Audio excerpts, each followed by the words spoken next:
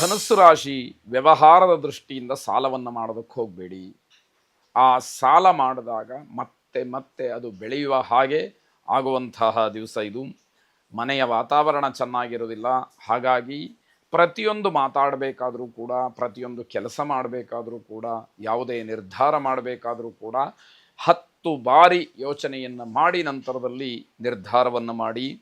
ನೌಕರಿಯಲ್ಲಿ, ವಿದ್ಯಾಭ್ಯಾಸದಲ್ಲಿ ಉನ್ನತಿಗೆ ಅವಕಾಶಗಳಿದೆ. ಪ್ರಾಮಾಣಿಕವಾದಂತಹ ಪ್ರಯತ್ನ ಮಾತ್ರ ಇಲ್ಲಿ ಕೆಲಸವನ್ನು ಮಾಡಬೇಕಾಗತ್ತೆ. ನಿಮ್ಮ ಪ್ರಗತಿ ಏನಾದರೂ ಇದೆ, ನೀವೇನಾದರೂ ಸಾಧನೆಯನ್ನು ಮಾಡ್ತಾ ಇದ್ದೀರಿ, ಮಾಡಿದಿರಿ ಅಂತ ಆದರೆ ಅದು ಪೂರ್ವಜನ್ಮದ ಸುಕೃತವೇ ಸರಿ ಅಂತ ಹೇಳಬೇಕಾದಂಥದ್ದು. ಇರ್ತಕ್ಕಂತಹ ಹಣ ಆಗಲಿ, ಅನುಕೂಲ ಆಗಲಿ, ವ್ಯವಸ್ಥೆಯಾಗಲಿ ಎಲ್ಲವನ್ನ ಸದುಪಯೋಗ ಮಾಡಿಕೊಳ್ಳಿ. ಸಕಾಲದಲ್ಲಿ ಅದನ್ನು ವಿನಿಯೋಗ ಮಾಡಿಕೊಳ್ಳಿ. ಕಳೆದಂತಹ ಸಮಯ ಮತ್ತೆ ಸಿಗೋದಿಲ್ಲ ಅನ್ನುವಂಥದ್ದು ಎಚ್ಚರಿಕೆಯಾಗಿರಲಿ. ನಿಮ್ಮ ನಿರಂತರವಾದಂತಹ ಪ್ರಯತ್ನ, ಹಿರಿಯರ ಆಶೀರ್ವಾದ, ಅದರ ಫಲ ನಿಮಗೆ ಈಗ ಸಿಕ್ಕುವಂತಹ ಸಮಯ. ಗುರು ದತ್ತಾತ್ರೇಯರನ್ನು ಪ್ರಾರ್ಥನೆ ಮಾಡಿ. ಜಟಾಧರಂ ಪಾಂಡುರಂಗಂ ಶೂಲಹಸ್ತಂ ಕೃಪಾನಿಧಿಂ ಸರ್ವರೋಗಹರಂ ದೇವಂ ದತ್ತಾತ್ರೇಯಮಹಂ ಭಜೆ ಎಂಬುದಾಗಿ ನಿಮ್ಮ ಪ್ರಾರ್ಥನೆ ಇರಲಿ. ಶುಭವಾಗಿ. ಮಕರ ರಾಶಿ ಹಿರಿಯರಾಗ್ಬೋದು, ನಿಮ್ಮ ಆತ್ಮೀಯರಾಗ್ಬೋದು, ನಿಮ್ಮ ನ್ಯೂನ್ಯತೆಗಳನ್ನು, ನಿಮ್ಮ ತಪ್ಪುಗಳನ್ನು, ದೌರ್ಬಲ್ಯಗಳನ್ನು ಹುಡುಕಿ ತೋರಿಸಿ ಹೇಳ್ತಕ್ಕಂಥದ್ದಾಗತ್ತೆ. ಅವರ ಮಾತಿಗೆ ಬೆಲೆ ಕೊಟ್ಟು ಅದನ್ನು ಒಪ್ಪಿ ಹೌದು ಅಂತ ಆದ ಪಕ್ಷದಲ್ಲಿ ತಿದ್ದುಕೊಳ್ತಕ್ಕಂಥದ್ದು ಒಳ್ಳೆಯದು. ಇಲ್ಲ ಅದರಿಂದ ಆಗತಕ್ಕಂತಹ ನಷ್ಟವೋ ಅವಮಾನವೋ ಎಲ್ಲವನ್ನೂ ಕೂಡ ನೋಡಬೇಕಾದಂಥದ್ದಿರುತ್ತೆ. ಯಾವುದೇ ಕೆಲಸವನ್ನು ಮಾಡಬೇಕಾದರೂ ಕೂಡ ಮನಸ್ಸನ್ನು ಕೇಂದ್ರೀಕರಿಸಿ ಮಾಡೋದಕ್ಕೆ ಆಗ್ತಾ ಇಲ್ಲ, ಆಗೋದಿಲ್ಲ. ಹಾಗಾಗಿ ಕೆಲಸದ ಗುಣಮಟ್ಟ ನಿಮಗೆ ಅಷ್ಟೊಂದು ಒಳಿತಾಗಿ ಪರಿಣಾಮವನ್ನು, ಫಲವನ್ನು ಕೊಡದೇ ಇರತಕ್ಕಂಥದ್ದಾಗತ್ತೆ.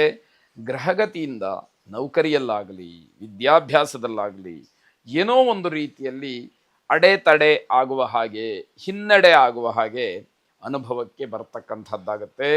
ನಿಮ್ಮ ಗುರಿಯ ಬಗ್ಗೆ ನಿಮಗೇ ಆಶ್ಚರ್ಯವಾಗುತ್ತೆ.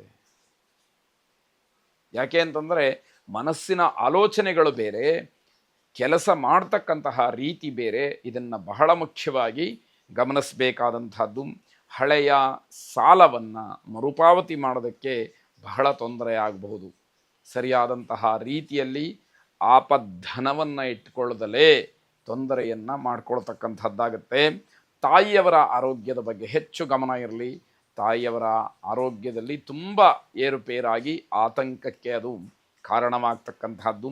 ಮಹಾಗಣಪತಿಯನ್ನು ಪ್ರಾರ್ಥನೆ ಮಾಡಿ, ಗಣಪತಿಯನ್ನು ವಿಶೇಷವಾಗಿ ಪ್ರಾರ್ಥನೆ ಮಾಡಿ ಎಲ್ಲ ಕಾರ್ಯಗಳು ಕೂಡ ನಿರ್ವಿಘ್ನವಾಗಿ ನಡೆಯಲಿ ಅಂತಕ್ಕಂಥದ್ದಾಗಿರಲಿ.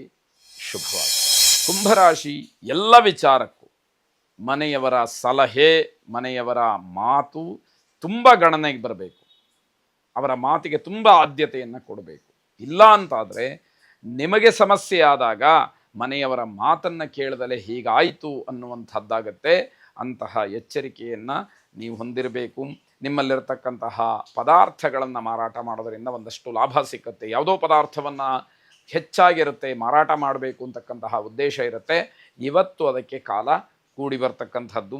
ನಿಮ್ಮ ಪೂರ್ವಿಕರು ಮಾಡಿರತಕ್ಕಂತಹ ಪುಣ್ಯದಿಂದ ಜೀವನ ತುಂಬ ಸಮೃದ್ಧವಾಗಿ ನಡೀತಕ್ಕಂತಹ ಸೂಚನೆ ಇದೆ. ಹಾಗೆ ನೀವು ಪುಣ್ಯ ಸಂಚಯವನ್ನು ಮಾಡಿದರೆ ನಿಮಗೂ ನಿಮ್ಮ ಮುಂದಿನ ಪೀಳಿಗೆಗೂ ಕೂಡ ಅನುಕೂಲ ಅನ್ನುವಂಥದ್ದನ್ನು ಮರಿಬಾರದು. ಈ ರಾಶಿಯ ಚಿಕ್ಕ ಮಕ್ಕಳಿಗೆ, ಕುಂಭರಾಶಿಯ ಚಿಕ್ಕ ಮಕ್ಕಳಿಗೆ ಸ್ವಲ್ಪ ಸಮಸ್ಯೆ ಆಗತಕ್ಕಂತಹ ದಿವಸ.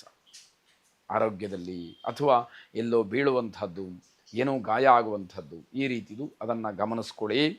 ಪೋಷಕರ ಬಗ್ಗೆ ಸ್ವಲ್ಪ ಎಚ್ಚರಿಕೆಯನ್ನು ವಹಿಸಿ. ವಯಸ್ಸಾದಂಥವರು ಮನೆಯಲ್ಲಿದ್ದರೆ ಅವರ ಆರೋಗ್ಯದ ಬಗ್ಗೆ, ಅವರಿಗೆ ಯಾವ ರೀತಿ ವ್ಯವಸ್ಥೆ ಬೇಕೋ ಅದರ ಬಗ್ಗೆ ಗಮನ ಹರಿಸಬೇಕಾದಂಥದ್ದು. ಯಾವುದಾದ್ರೂ ಸಂದರ್ಶನಗಳಿದ್ದರೆ, ಇಂಟರ್ವ್ಯೂಗಳಿದ್ದರೆ ಶುಭವಾದಂತಹ ದಿವಸ. ಅದರಲ್ಲಿ ನಿಮಗೆ ಒಂದಷ್ಟು ಶುಭ ಫಲವನ್ನು ಕಾಣಲಿಕ್ಕೆ ಅವಕಾಶಗಳಿದೆ. ಸಮಾಜದಲ್ಲಿ ನಿಮ್ಮನ್ನು ಹೆಚ್ಚು ಗೌರವಿಸುವುದಕ್ಕೆ ಅವಕಾಶಗಳು ಒದಗಿ ಬರುತ್ತೆ. ಉಳಿಸ್ಕೊಳ್ಬೇಕು, ಅದು ಬಹಳ ಮುಖ್ಯವಾದಂಥದ್ದು. ಮಾತಾ ಲಲಿತಾ ಪರಮೇಶ್ವರಿಯನ್ನು ಪ್ರಾರ್ಥನೆ ಮಾಡಿ ಆ ಜಗನ್ಮಾತೆಯ ಅನುಗ್ರಹದಿಂದ ನಿಮ್ಮ ಕಾರ್ಯಗಳೆಲ್ಲವೂ ಕೂಡ ಶುಭವಾಗುತ್ತೆ. ಕೊನೆಯದಾಗಿ ಮೀನರಾಶಿ, ನೌಕರಿಗೆ ಹೋದಾಗ ಮೇಲಧಿಕಾರಿಗಳ ಜೊತೆಯಲ್ಲಿ, ಮನೆಯಲ್ಲಿರುವಾಗ ಹಿರಿಯರ ಜೊತೆಯಲ್ಲಿ ಅನ್ಯೋನ್ಯತೆ ಅಂತಕ್ಕಂಥದ್ದು ಇರಲಿ.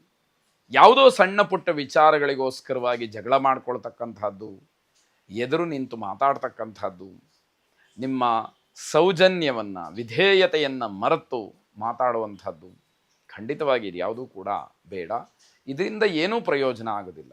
ದೊಡ್ಡವರಿಗೆ ವಿಧೇಯರಾಗಿರ್ತಕ್ಕಂಥದ್ದು ನಿಮ್ಮ ಗೌರವವನ್ನು ಹೆಚ್ಚು ಮಾಡ್ತಕ್ಕಂಥದ್ದಾಗತ್ತೆ. ನಿಮ್ಮ ಆತ್ಮವಿಶ್ವಾಸ ಏನಿದೆ ಅದರಿಂದ ಎಲ್ಲ ಕೆಲಸದಲ್ಲೂ ಕೂಡ ನೀವು ಜಯಪ್ರದವನ್ನು ಪಡಿತೀರಿ, ಜಯಪ್ರದರಾಗ್ತೀರಿ.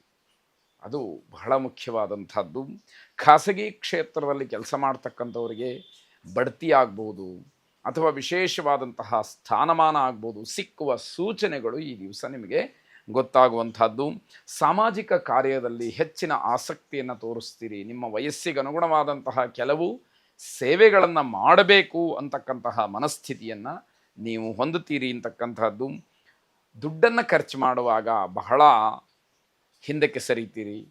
ಅದೊಂದು ಮಾತ್ರ ನೀವು ಬದಲಾವಣೆ ಮಾಡಿಕೊಳ್ಳದೇ ಇದ್ದರೆ ಅವಮಾನ ಆಗೋದು ಹೆಚ್ಚಾಗತ್ತೆ. ತರಕಾರಿ ವ್ಯಾಪಾರಿಗಳಿಗೆ ಶುಭವಾಗುವಂತಹ ದಿವಸ. ಸಾಯಂಕಾಲದ ಹೊತ್ತಿಗೆ ಏನೋ ಕಾಲಿಗೆ ಸ್ವಲ್ಪ ಪೆಟ್ಟಾಗುವಂತಹ ಸೂಚನೆಗಳು ಕಾಣ್ತಾ ಇದೆ. ಎಚ್ಚರಿಕೆಯಿಂದ ಇದ್ದರೆ ಅದನ್ನು ತಪ್ಪಿಸ್ಕೊಳ್ಳಬಹುದು ಅನ್ನುವಂಥದ್ದು ಮುಖ್ಯವಾಗುತ್ತೆ. ಚಾಮುಂಡೇಶ್ವರಿಯನ್ನು ವಿಶೇಷವಾಗಿ ಪ್ರಾರ್ಥನೆ ಮಾಡಿ. ಶುಭವಾಗಿ.